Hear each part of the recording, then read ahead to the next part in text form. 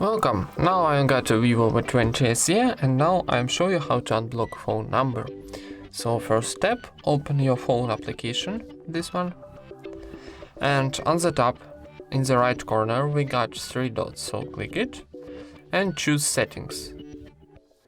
Then from this option click blocked numbers, so click it, and here we got our phone block numbers. So for example, I want to unblock this one, so click here, confirm operation by clicking unblock, and that's it. So easy, alright?